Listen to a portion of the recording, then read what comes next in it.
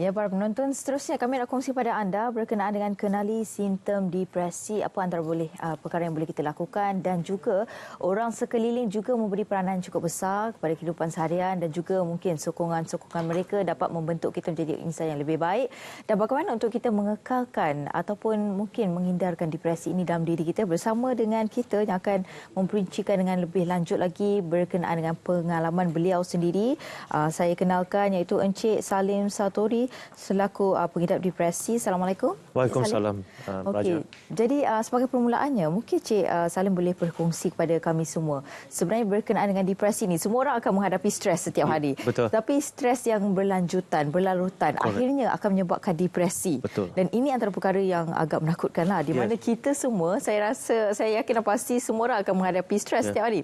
Bagaimana untuk kita mengawal perkara itu? Okey, first thing, terima kasih Raja. Thank you so much. First, terima kasih pada RTM kerana memberikan saya ruang dan peluang untuk bercakap tentang topik yang sangat important ni di seluruh dunia dan juga di Malaysia.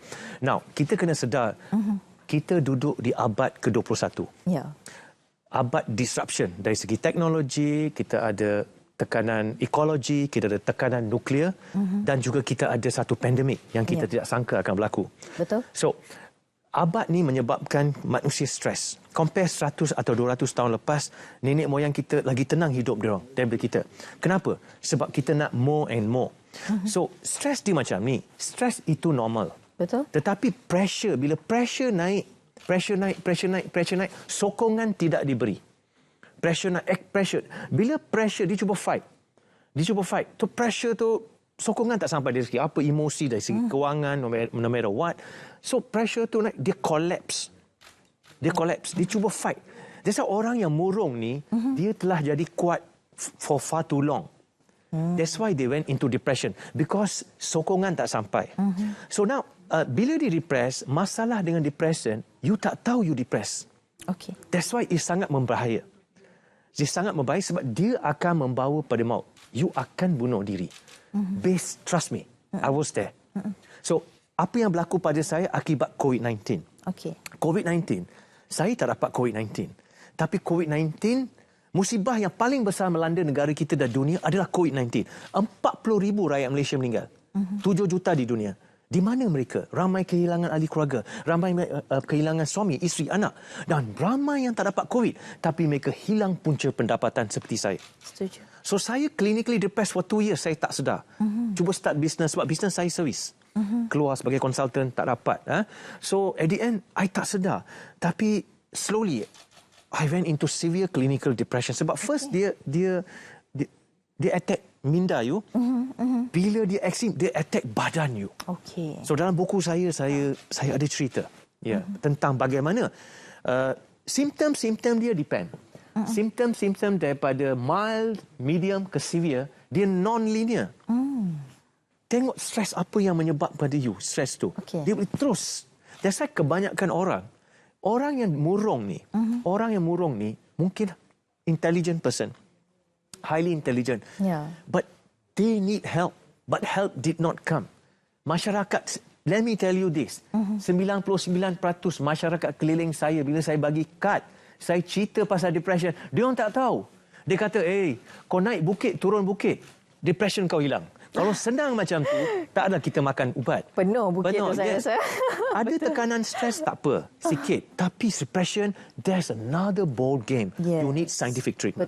Betul, exactly. Yeah. Dan sebenarnya macam mana kalau kita nak tahulah sebenarnya awalnya kita mengalami depresi ataupun kemurungan ni. Awalnya macam you sendiri, macam mana yang you tahu, itu adalah simptom depresi? Sebab ialah peranan orang sekeliling juga penting. Sebab kadang-kadang kita tak sedar yang kita dah depressed ataupun kita sebenarnya dah stres kan.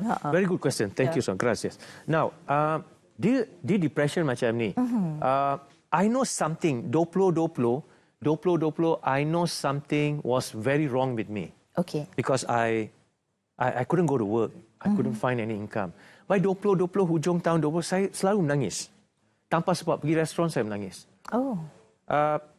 Then bila saya cerita kat orang cerita, you kena kuat, you lelaki, you know, you kena kuat. Kan you trainer, you motivator. You kena tunjuklah sekarang, you kuat. Tapi kita pada emosi. Kita manusia. Betul. So, betul. I didn't know. Then I said, I fight. I hope business will start. sampai 2021. Okey. Semakin hari semakin teruk. Saya ada panic attack 4 pagi saya bangun. Wow. 4 pagi saya bangun tanpa sebab. Dan saya ada satu macam ni tekanan. Dia kajian dia buat, Okey. kalau you letak satu tikus dalam kotak ni, Okey. tikus ni, you letak dalam kotak, di sini contoh katak, kalau you pukul kotak ni macam ni, sedikit demi sedikit, Ya. Ini sebagai contoh stres tikus tu akan naik, tuan-tuan. Raja. Betul. Tapi depression different, 24 hours. Oh. At times, isteri saya bawa kereta, saya rasa macam something hit me. I tak tahulah something hitting me. Something Oh, hitting di bahagian belakang Okey. Dia macam something talking to you inside. Oh. Kill yourself, kill yourself, kill yourself. Because kita adalah satu spesies. So, dia flight dan fight. Dia kata, buat something. Tapi apa yang disuruh you buat adalah permanent solution to a temporary problem. Which is suicide. Yeah. I was having tak. I cannot control. It was so bad. Finally, I collapsed in the house. Isteri saya bawa pergi doktor. Okey. Doktor, saya rasa saya dapat heart attack. He said, no, you are clinically depressed. So I went for treatment. Okey. Dia bagi saya Prozac, antidepressant. Okey. That I was so bad shape. Within 6 days, saya rasa tenang. Selepas 2 tahun, saya rasa tenang. 2 tahun saya menderita. Makan ubat tu saya tenang. Masalah saya, walaupun bisnes saya belum start, ubat tu sintetik tapi beri saya satu ketenangan untuk fikir secara rasional. That's why dalam buku saya, scientific treatment diperlukan untuk depression. Scientific, kita tak boleh cakap kena kuat, you lelaki, you Superman, Spiderman. All that cannot. We got to be very serious and say, hey, this is, sebagaimana tadi kita destigmatize HIV, destigmatize cervical cancer or breast cancer atau prostate cancer, why not kita cerita pasal kemurungan secara open? Apa nak malu? This is normal. Let's talk about it because I was there. That's why I wrote the story. Isteri saya, anak saya was there. Satu-satunya kawan saya ketika saya susah, Govinathan Manikam, yang kini seorang pensyarah di Apu University dalam jurusan marketing dan management. Dia satu-satunya kawannya duduk bersama saya dan beri saya semangat, kata, why not you tell your story, Salim? I say, how? But I told my story sebab I was a management consultant. Saya biasa menulis. So saya menulis hari ini dan aku menulis bukan kerana nama. Kata Ramli Sarip. Sense of humor very important. Ya, betul. So this is a very dangerous thing. Walaupun saya boleh describe, tak boleh describe sebab ini personal experience. Betul. And different people, different level. That's why mereka nak bunuh diri. Betul. Mereka nak bunuh diri. Now, ada orang tanya kat saya, apakah side effect ubat tu? Ubat tu ada side effect. Okey. Number 1, you mengantuk. You rasa nak muntah. You rasa tak. You rasa macam high. Tapi side effect depression satu saja. You kill yourself. Betul. I was there. Betul. I nearly, many time. Many time. But I had good friend like Gobinathan and my wife and my daughter. And the best part Raja, ramai yang kita kata saudara mara, kawan-kawan ni, klien kita, semua lari. Saya sedar. Ya. Saya. Buku saya untuk Itulah golongan. kenyataannya, ya. Buku saya untuk golongan yang hilang segala-galanya during COVID-19. Okey. Yang hilang, ada kematian, bisnes. Mereka jangan putus asa. Jangan putus harapan. Ada jalan keluar. Betul. Let's seek about it. Kadang-kadang kita tak tahu family kita yang murung. Kita kata, contoh. Nampak macam okey Ya. kan. Kalau orang educated tak faham, bagaimana orang yang tak educated? Betul. Contoh, dia kerja hawker, tepi jalan. Bisnes dia kena tutup. Dia balik rumah, dia duduk dalam bilik. Isteri kata, kamu malas. Dia bukan malas. Dia murung. Ada yang murung sampai tak nak keluar bilik. So, benda ni serius. Benda ni sangat. Dan kerajaan hari ni sangat fokus untuk benda ni. Betul. Jadi saya nak gunakan perkataan DSAI. Reformasi. Openly reformation the way we look at depression today. We have a reformation in our thinking, the way we look at depression. You cannot talk about mental health without touching depression. Yeah. You cannot. Because what's the Betul. end game? Depression, which leads to suicide. So Betul. this is my book. This is a real story. The real story, gambar saya. Semua. Ini ada bukti, ditulis dengan duit EPF saya, duit simpanan saya. Buku ni is very relevant for everyone. Yeah. Untuk anak-anak kita yang akan datang. Betul. So depression is clear and present danger. We need to find a way to sort it out. Yeah. Betul. Inilah realiti sekarang ni kan, Yeah. kan, di mana kita tahu ramai yang mengalami masalah depresi sebenarnya, tapi malu untuk kehadapan, malu untuk berkongsi. Sebab stigma. Betul, sebab stigma yang ada. Dan seperti mana yang dikongsikan oleh Encik sendiri tadi, ialah bila kita berada di situasi ini, apa yang kita fikir adalah untuk menghabiskan nyawa kita. Yes. Dan juga sebenarnya kita rasa macam sebenarnya bukanlah tujuan mereka ini untuk menghabiskan nyawa, tapi mereka hanya nak keluar daripada masalah itu. Betul. Tapi tanpa bantuan yang ada kan. Bantuan tak jadi sampai. support system tu sangat penting kan. Yes. Jadi bagaimana sebenarnya orang sekeliling sepatutnya memberi peranan yang cukup besarlah kepada masyarakat, kepada ahli keluarga yang terdekat sekurang-kurangnya untuk kita menyelamatkan nyawa ini dan ialah membantu mereka keluar daripada depresi tersebut. Very good question, Raja. Soalan macam ni kita kena tanya apa yang berlaku pada dia. Okey. Maybe kehilangan kerja. Kehilangan kerja atau mungkin masalah bullying. Tengok perangai dia macam mana. Mungkin dia biasa aktif dia tak campur orang. Ya. So, depression perubahan tu okey. Yes. Beribu-ribu sebab kita boleh jadi depressed. I clear cut trauma COVID-19, saya tak dapat pergi kerja. Betul. Satu lagi pasal genetik kita. Nenek moyang kita mungkin ada genetik.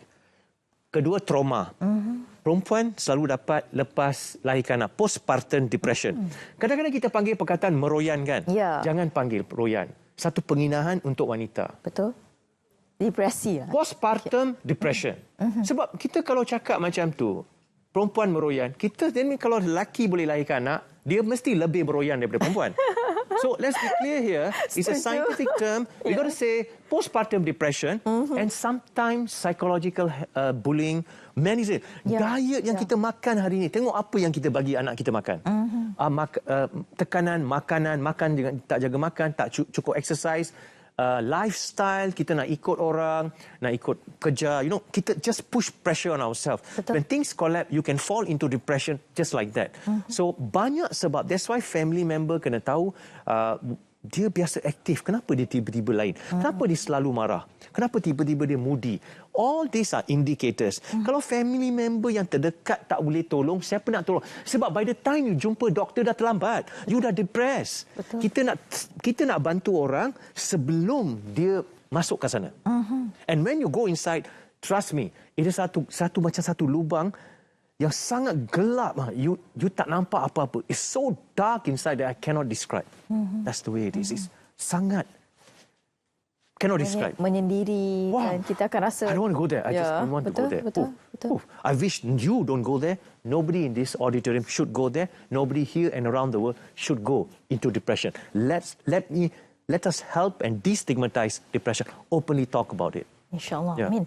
Okey, dan akhir sekali mungkin Encik Salim boleh kongsi kepada masyarakat yang sedang menonton sekarang ini, terutamanya mereka yang mungkin ke arah depresi ataupun mungkin juga ahli keluarga yang melihat perubahan daripada perlakuan ataupun mungkin sikap mereka sendiri. Jadi sekarang ini perlu untuk kita ambil tindakan untuk kita membantu golongan ini. Okey, first thing first, very good question, Raja. Pada yang mendengar dalam studio dan luar, kita kena tolak fikiran tradisi kita. Sometimes traditional thinking. Masa saya pergi treatment dengan doktor, ada kes teenager depressed. Doktor suggest SSRI atau antidepressant. Mak bapak tak nak bagi. Dia tak nak bagi sebab dia stigma makan ubat tu. That means you gila. Tidak. Orang murung bukan gila, bukan dementia, bukan skizo. Dia going through a normal person going through abnormal time. So family member must get educated, must learn about it. Betul. Buat research online. Banyak sangat channel dalam TikTok ada. Jangan habiskan masa TikTok tengok benda-benda yang bagi you amusement. Go something serious about it. Learn about depression because your life matters. Your life matters on this especially your life because it's a life and death issue today. Ya, betul. Jadi perlu untuk kita banyakkan membaca dan juga memahami sebenarnya apa antara perubahan yang mungkin berlaku kepada mereka ini dan juga agar kita dapat menyelamatkan setiap nyawa. Dan jangan lupa boleh dapatkan juga buku ini untuk sama-sama kita juga memahami. Kalau mungkin juga ahli keluarga yang tak faham kan, boleh dapatkan buku ini untuk kita faham apa sebenarnya mereka ini lalui dan juga antara perkara-perkara yang boleh kita lakukan untuk membantu mereka yang mengidap depresi ini. InsyaAllah. Baik, terima kasih saya ucapkan kepada Encik Salim Satori selaku pengidap depresi. Allah mudahkan segala urusan insya-Allah dan juga melindungi kita semua daripada depresi. Amin. Thank you so much. Thank you. Okey, dan